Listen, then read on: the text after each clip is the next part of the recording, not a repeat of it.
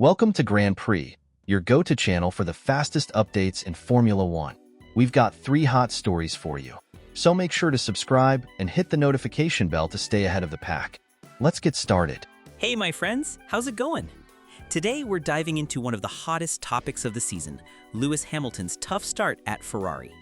After 17 rounds, the 7-time world champion has yet to score a single podium, something almost unthinkable for a driver who spent more than a decade accustomed to fighting at the very top of Formula One.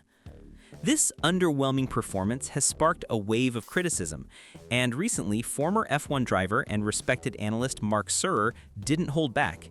In an interview, Surer described Hamilton as acting like a spoiled child, pointing out that throughout most of his career, Lewis always had the fastest or one of the fastest cars on the grid, first with McLaren, and then, of course, during Mercedes' dominant years. According to Surer, when Hamilton no longer has the best car at his disposal, his weaknesses become far more apparent. The numbers back up this view. Ferrari currently sits third in the Constructors' Championship with 286 points, just 4 behind Mercedes.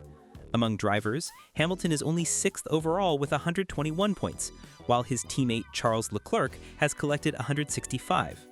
That gap highlights how much Hamilton has struggled to consistently beat Leclerc in his very first season with the Scuderia.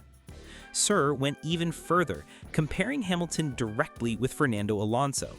He argued that Alonso has always been able to adapt to difficult situations, extracting every bit of performance out of any car, no matter how uncompetitive it was.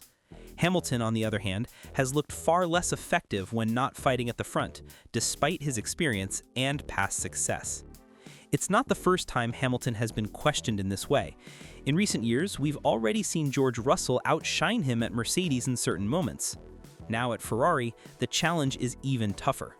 Leclerc is not only quick and talented, but also deeply integrated with the team, giving him a natural edge over Hamilton as he learns his way inside the Italian squad. Still, many argue that Hamilton is not the only one at fault. The reality is that Ferrari itself continues to struggle. From questionable strategies to slow pit stops and cars that start strong but fade as races go on, the team has failed to provide a consistently competitive package.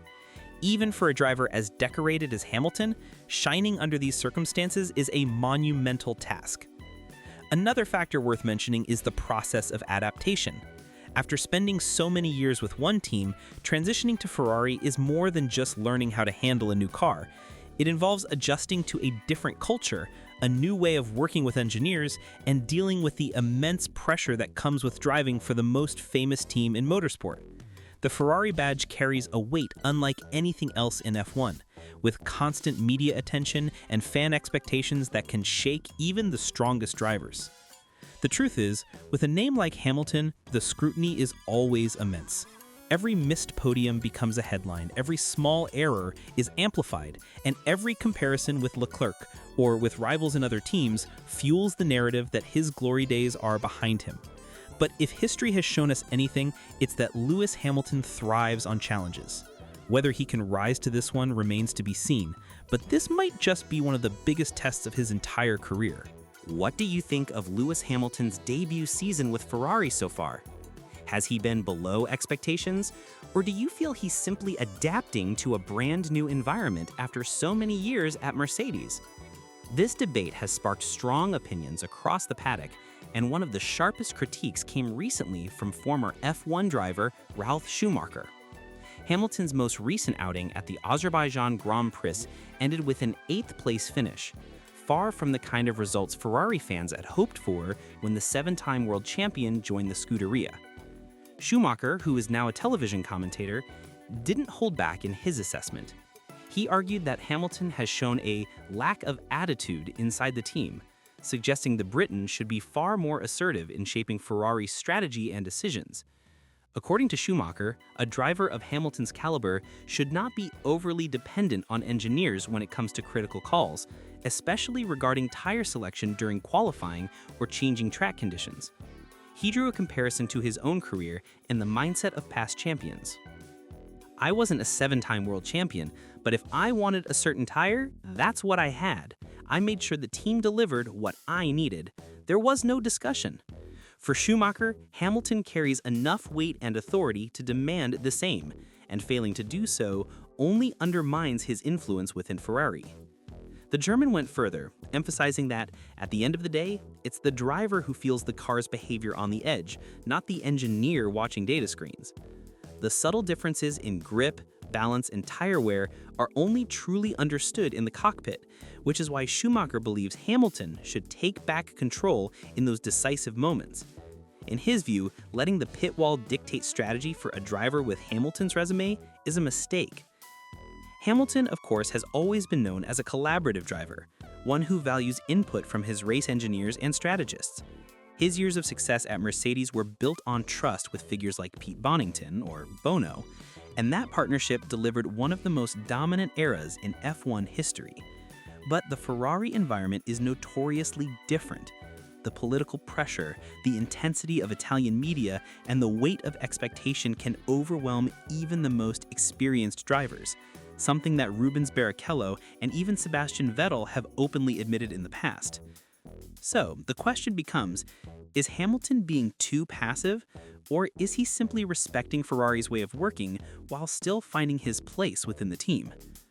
Critics like Schumacher argue that this patience is hurting his results, while supporters claim it's part of a longer process of adaptation. After all, Ferrari's car itself has been inconsistent, showing flashes of speed but struggling with setup balance and tire degradation on race day. What's up, my friends? How's everyone doing? Let's get straight to the point with today's big question. Who will be the Red Bull drivers for next season?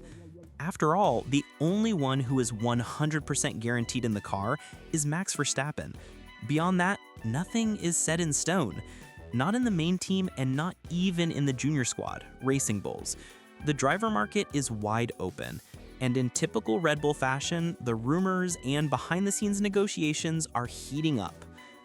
Over the last few weeks, multiple names have been mentioned as possibilities, and according to fresh reports from the European press, Helmut Marko has surprisingly revisited an old option: Alexander Albon. Yes, the Thai British driver who many thought had closed his Red Bull chapter is back on the radar. To give some context, Albon's history with the team has been turbulent. He debuted in Formula One in 2019 with Toro Rosso, and still that same year was promoted to Red Bull to replace Pierre Gasly. But despite some solid performances, by 2020, his results weren't consistent enough, and he was dropped at the end of the season. Many thought that was the end of his story with the energy drink team. However, Albon reinvented himself at Williams, becoming the cornerstone of their rebuild. His maturity, speed, and leadership have been praised, and Williams sees him as a central figure to take the team into the 2026 regulations with momentum. That's exactly what caught Red Bull's attention. Behind the scenes, it's being reported that Marko has restarted conversations with Albon, and here's where things get political. The majority shareholder of Red Bull is Thai billionaire Chalerm Yovidya, and he has long wanted Albon to represent the brand at the highest level. His influence could open doors that might otherwise remain shut. There's also been constant talk about Red Bull pushing for a future Thai Grand Prix, and having Albon in the lineup would align perfectly with that strategy. But here's the complication. Red Bull has 4 seats to fill for 2026. Verstappen is locked in, and young talent Isaac Hajar is also confirmed. That leaves 2 spots, and the competition is fierce. Yuki Tsunoda, Liam Lawson, and Arvid Lindblad are all in contention, and now Albon's name joins the mix. That's 4 strong candidates for just 2 openings. The big question is whether Albon would even want to return. At Williams, he is valued, respected, and part of a long-term project that could pay off when the new rules arrive. At Red Bull, the pressure cooker environment is notorious. Second drivers are constantly compared to Verstappen, and history has shown how unforgiving the team can be. Just ask Gasly, Perez, or even Albon himself from his first stint. Would it make sense for him to walk away from stability and jump back into that pressure? From the outside, it seems unlikely he'd say yes, but Formula One is full of surprises. Drivers often say no until the right contract, the right salary, and the right promises come along. And with Red Bull's tie ownership so invested in seeing Albon back, it would be a mistake to rule it out completely. So now I'll pass the question to you. Do you think Albon would be a good signing for Red Bull at this stage of his career? Should he take the risk and try again alongside Verstappen? Or should he stay with Williams, where he has built a solid reputation and could lead them into the future? Drop your thoughts in the comments. I want to know which side of this debate you're on.